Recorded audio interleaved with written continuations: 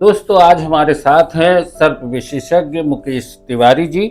हम आपका स्वागत करते हैं। सर। और सबसे बड़ी और अहम बात होती जी, है जी। कि सांपों का एक अपना संसार है, बिल्कुल।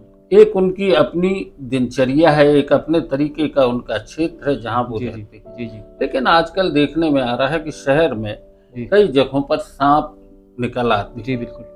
तो आप सांपों को पकड़ते हैं, जी। ये सांप को पकड़ने में आपको डर नहीं लगता? एक्चुअली क्या है, आज से 25-26 साल पहले मैं भी सांप से बहुत डरता था। बहुत डरता था, मतलब सांप यहाँ तो मैं बहुत दूर। हर कोई डरता है, सिंपल सी बात है। पर मैंने जब देखा कि लोग सांप को मारते हैं, कुचलते हैं, जाला देते हैं, तो मेरे को लगा इसके लिए कुछ करना चाहिए। इसकी सेफ्टी के लिए कुछ करना चाहिए। इसको पकड़ के जंगल में छोड़ देंगे तो ये भी अपनी लाइफ जिएगा, इंसान भी अपनी लाइफ जिएगा। तो कैसे पकड़ते हैं? खाली हाथ से। माने वो सांप तो काफी जहरीला होता है, मैं खाली हाथ से कोई सांप पकड़ता हूँ। आपको उसके जहर से डर नहीं लगता? नहीं, डर तो लगता है, बिल्कुल लगता है। डर तो लगेगा। अब बाकी बहुत केयरफुल पकड़ता उसको मैं। सांप कितने तरह के अभी तक आपने पकड़े? अपने यहाँ जितनी वैरायटी है, कोबरा, रसल वाइपर, साइस्कल वाइपर, करैंत, ट्रिंकेट, धामन, और अपना बहुत सारी वैरायटी ऐसे पानी वाले, ऐसे बहुत सारे, ट्री स्नेक, ऐसे बहुत सारे वैरायटी। जहरीला कौन सा सांप हो? कोबरा, रसल वाइपर, साइस्कल वाइपर और करैंत, बस इतने सांप जहरीले, और सारे सांप नॉन पॉइजन। अपने यहाँ क्या है, 90% सांप नॉन पॉइजन है और 10% जहरीले हैं। और इसमें सबसे पहली बात क्या है, 90% इंसान जहर से नहीं मरता, दहशत से मर जाता है।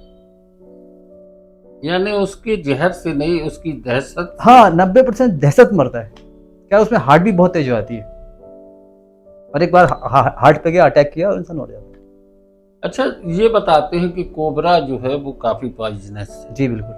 और कोबरा को संरक्षित भी किया जी जा बिल्कुल रहा है। बिल्कुल। अपने इधर जबलपुर में बिल्कुल। अभी तक आपने कोबरा सांप देखा? बहुत से पकड़े हैं, बहुत से पकड़े हैं, हजारों में पकड़े होंगे। कहाँ छोड़ते हैं? सबको जंगल में। जंगल भी तो अब बचा कहाँ, शहर फैल गया। नहीं, जैसे अपना हो गया चूल्हा बुलाई हो गया, उसके आगे फॉरेस्ट का एरिया है, वहाँ छोड़ देता हूँ, क्योंकि मैं इस तरफ रहता हूँ तो उससे वहाँ छोड़ देता हूँ।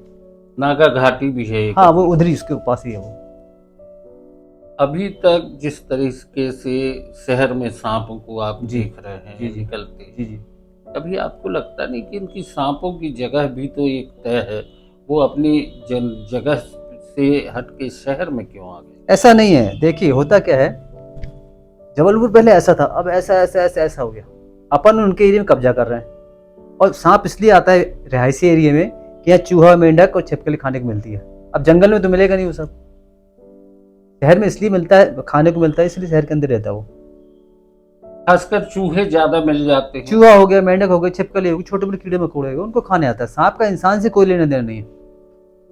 आप 26 साल से लगातार सांप को पकड़ जी, रहे जी। हैं, हाथ से ही पकड़ते हैं? मैं खाली से पकड़ लेता हूँ। वो स्टिक एक आती स्टिक है मेरे पास, बाकी उसका यूज नहीं करता, क्योंकि सांप का नेचर पहचानता हूँ मैं। अब इतने साल हो गए इस लाइन पे, तो मुझे पता है कि कब अटैक करेगा वो।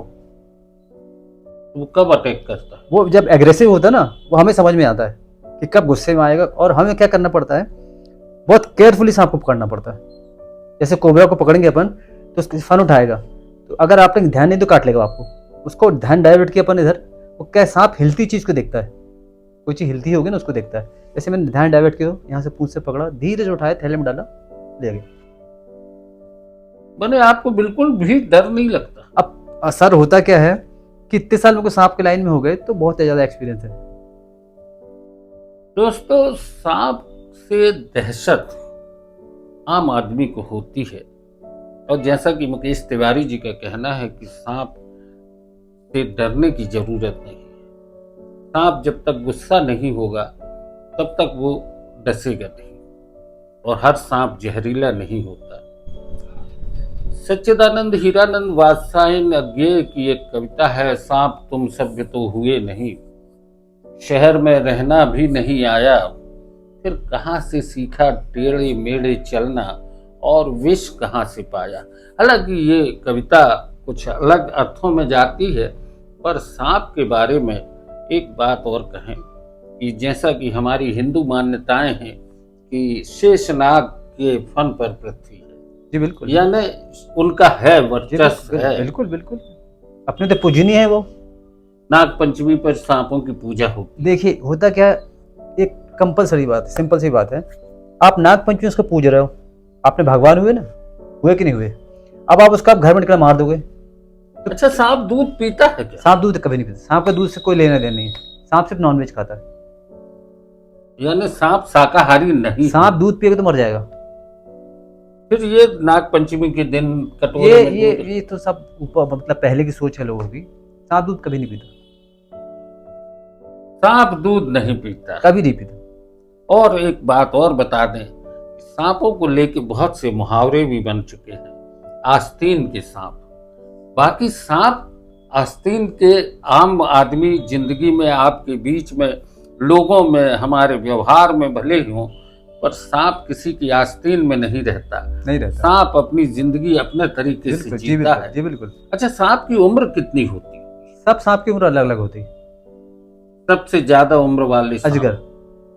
अजगर भी पकड़ा आपने? हाँ, बहुत सारे पकड़े, जबलपुर में बहुत सारे पकड़े हैं। अजगर कितना, माने कितनी उम्र होती है? उसकी लगभग होती है 30 से 40 साल, और उसकी लेंथ भी होती है, लंबाई करीब 15-16 फीट तक होता है अपने यहाँ पे।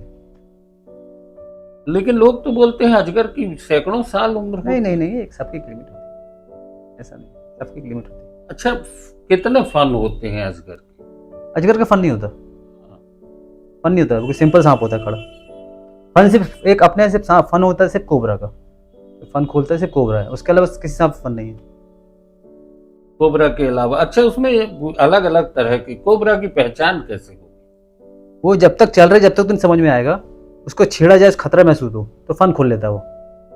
मतलब सामने वाले को बताने के लिए कि मेरे पास मत आना, डराने के लिए कि मैं खड़ा हूं यहाँ, मेरे पास मत आना, नहीं काट लूंगा मैं। वो अपनी सेफ्टी के लिए और हमारे दूसरे सामने की सेफ्टी के लिए। आप लोग घाटी में छोड़ आते हैं, जी। जंगल में छोड़ आते जी जी। हैं, तो जंगल में भी सांपों की एक अपना समूह होगा। हाँ, सांप सांप भी एक दूसरे से झगड़ते तो होंगे?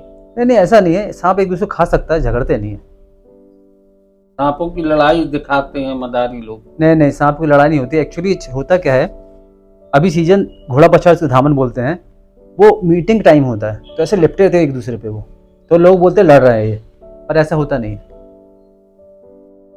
दोस्तों, सांप के बारे में बहुत सी जानकारियां आमतौर पर दुनिया में लोगों को नहीं होती है। सांप की पहचान भी नहीं होती है। कई बार सांप के धोखे में दूसरे जीव जंतुओं को भी मार दिया जाता है। बाकी हर जीव की अपनी तरह से प्रकृति है, पृथ्वी पर उसकी भी एक आज़ादी है रहने की। सांप को भी स्वतंत्रता है कि वो अपने तरीके से रहे। हमारे पर्यावरण के लिए सांप की जरूरत महसूस होती है? बिल्कुल। देखिए होता क्या है, भगवान ने जिसकी जानवर को बनाया है, एक रीजन है उसका, एक फूड चेन होती है। जैसे शेर हिरण खाएगा तो उसकी जनसंख्या नहीं बढ़ेगी, सांप मेंढक खाएगा, चूहे खाएगा तो उसकी जनसंख्या नहीं बढ़ेगी। एक फूड चेन है ये, प्रकृति का एक फूड चेन है। यानी सबकी जरूरत है, प्रकृति को संतुलित करने का काम करते हैं। हर जीव की अपनी महत्वपूर्ण भूमिकाएं हैं। और दोस्तों, सांप जहरीला नहीं होता, ये बात मुकेश तिवारी जी ने कही, और वो अगर है भी तो केवल अपनी रक्षा के लिए शायद उपयोग करता है, बिल्कुल बिल्कुल, आमतौर पर नहीं काटता। आज की चर्चा यहीं तक। मुकेश तिवारी जी, बहुत बहुत धन्यवाद। बिल्कुल सर।